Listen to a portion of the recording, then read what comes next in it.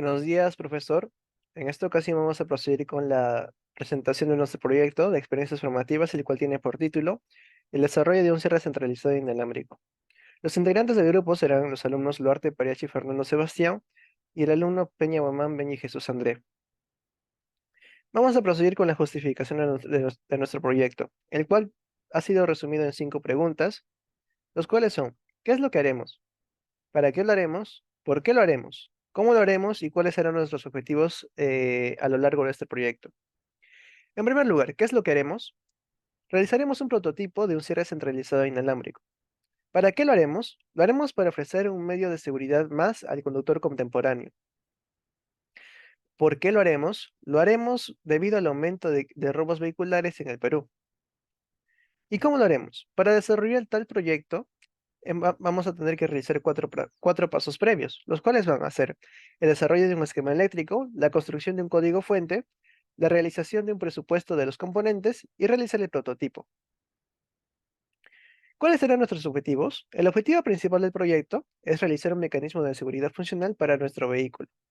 Los objetivos secundarios serán elaborar el esquema eléctrico, realizar el código fuente para nuestro prototipo, simular el prototipo para verificar que sea funcional. Bueno, iniciemos con el primer paso. El primer paso. En el primer paso vamos a tener que identificar los componentes principales. Como vemos en el siguiente flujograma, dichos componentes serán los sistemas embebidos básicos, los periféricos de entrada-salida o de entrada-salida, los periféricos de comunicación y los componentes adicionales. En base a esto, vamos a realizar la lista de componentes, la cual va a ser realizada dependiendo de las necesidades de nuestro proyecto. Por último, vamos a realizar la construcción del esquema eléctrico. Empecemos con la identificación de los componentes principales. Acá podemos ver en el siguiente diagrama cuál será la estructura que tendrá nuestro proyecto. Va a necesitar de un sistema embebido principal o microcontrolador, necesitará de periféricos de salida, o también podría necesitar de periféricos de entrada, y también de periféricos de comunicación. Dichos elementos van a ser capaces de realizar que el sistema embebido sea capaz de establecer una comunicación tanto con el entorno o medio ambiente y también con otros sistemas embebidos. Ahora vamos a explicar con más detenimiento los conceptos de cada componente que vamos a necesitar.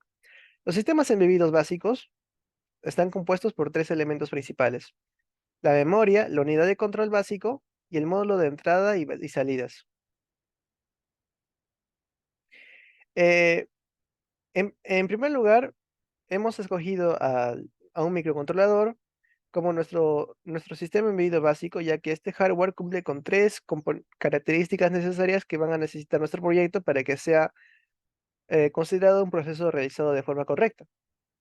Recordemos que para que un proceso sea realizado de forma correcta, necesita de 4 pasos fundamentales: que sean productivos, rentables y que sean eficaces y eficientes. Dichas características las cumple el microcontrolador. ¿Por qué? En primer lugar, porque tiene un alto nivel de procesamiento, lo cual permite que las tareas que le encomendemos sean realizadas lo más antes posible.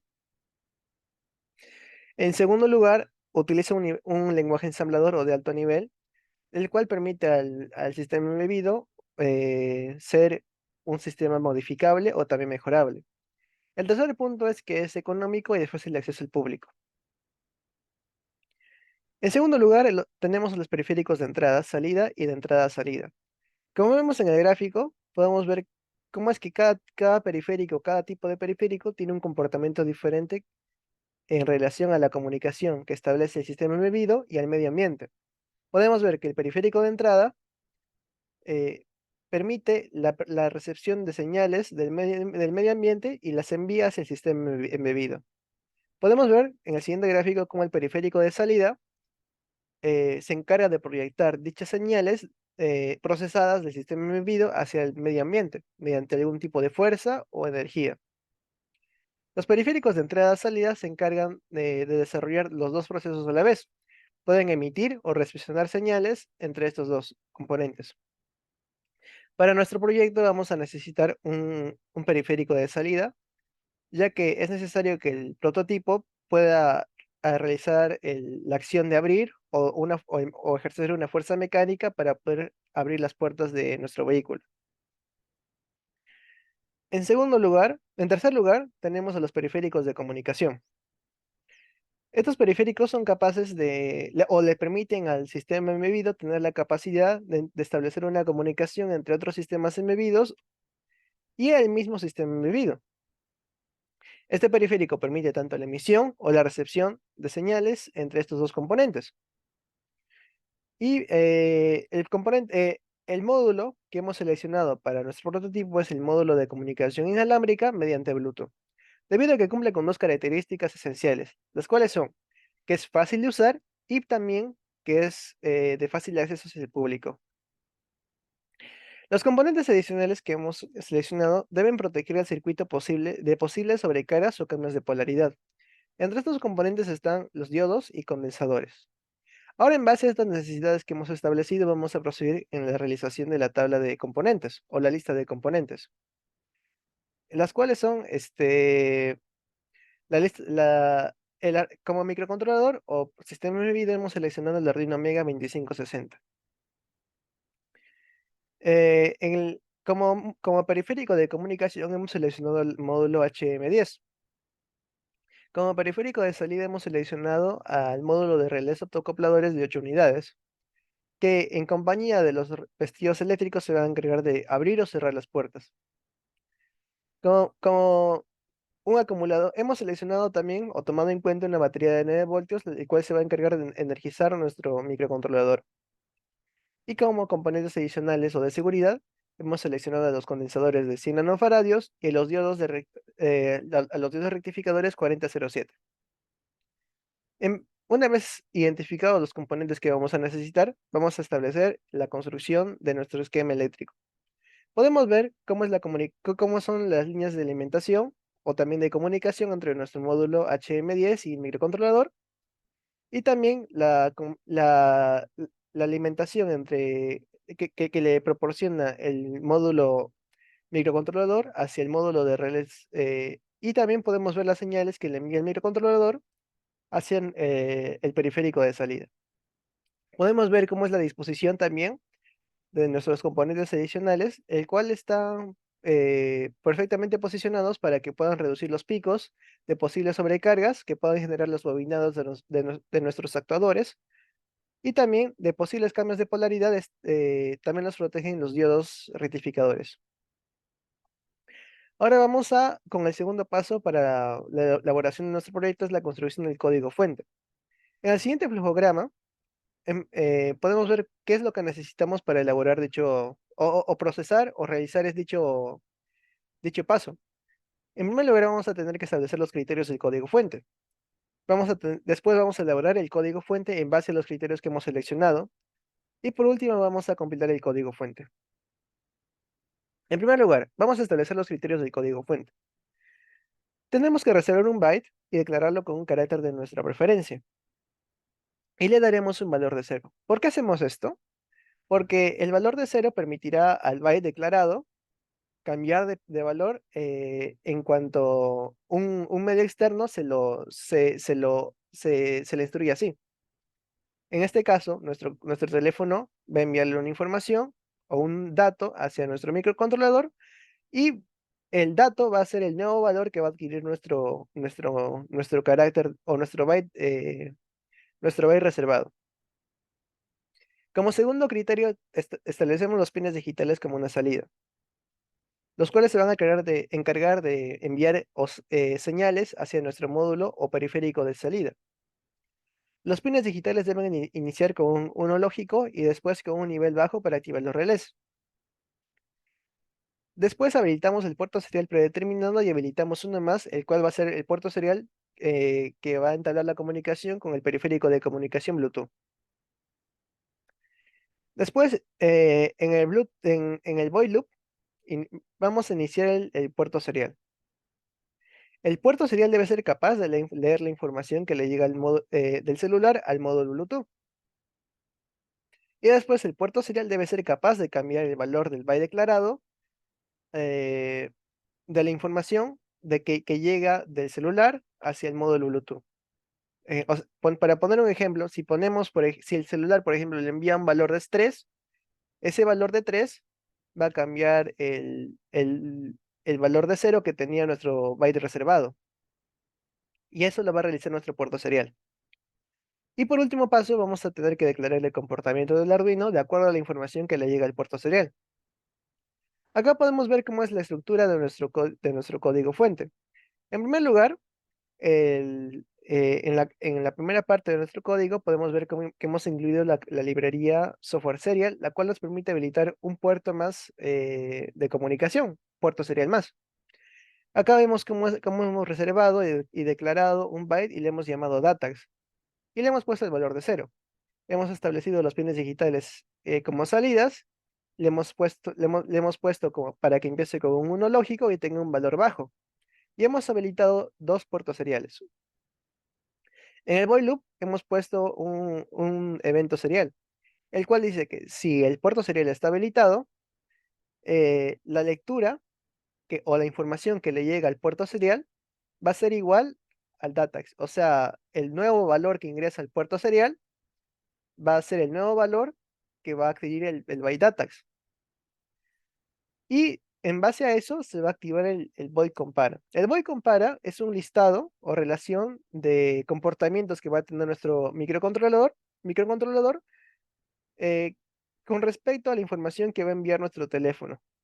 Por ejemplo, si nuestro teléfono envía el valor 3 al puerto serial, entonces nuestro microcontrolador va a actuar de tal manera que va a cerrar el seguro de la puerta del piloto. Y así un montón o más comportamientos dependiendo de las necesidades que tengamos. Ahora vamos a proseguir con la compilación del código y de esto se va a encargar mi compañero. Bueno, profesor, ahora procedimos con la historia del Arduino.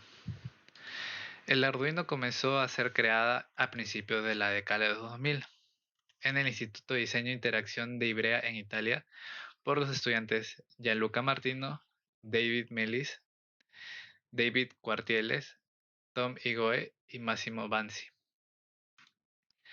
En 2005 se lanzó la primera placa de Arduino y con ella se lanzó el software de Arduino.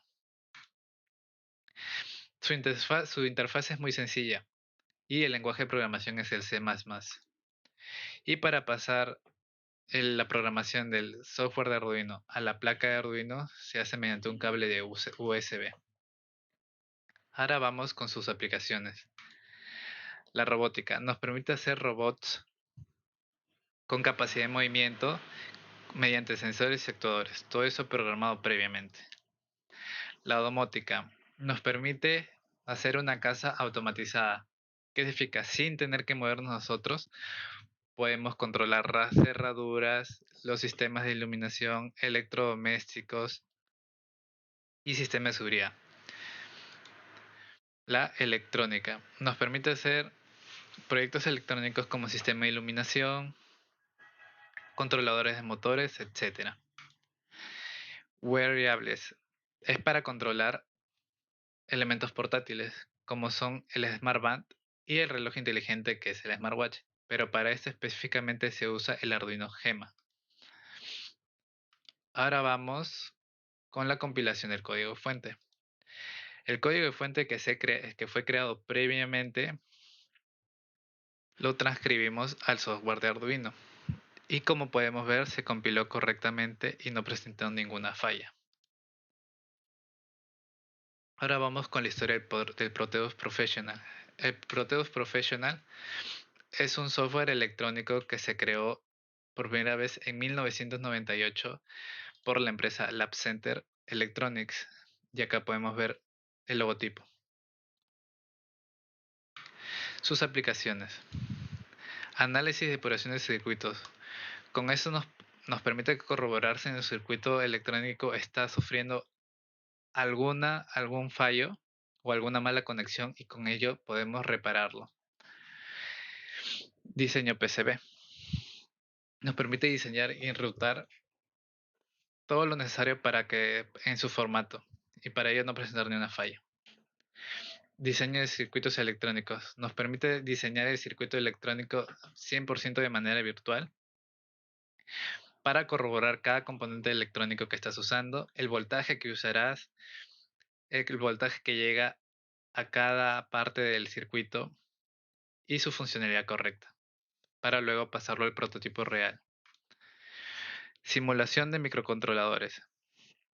Para ello, acá podremos utilizar, en este software se puede utilizar tanto el Arduino, todo tipo de Arduinos, el AUR y el PIC. Todo tiene que ser programado previamente, y podemos revisar su funcionalidad. Si las salidas de cada, si las salidas se emiten la señal que lo has programado antes. Los componentes y costos. Podemos corroborar que compramos un Arduino Mega y nos salió 100 soles. Compramos un módulo relay de 8 canales y nos salió 35 soles. Tuvimos que comprar 5 condensadores a 100 nanofaradios por 100 voltios. Cada uno nos costó un sol. Un módulo Bluetooth HM10 que nos costó 30 soles y solo fue una unidad. Una batería que era el voltaje necesario para el circuito nos salió 3 soles 50. Y 3 diodos 4007 que nos salió 60 céntimos cada uno.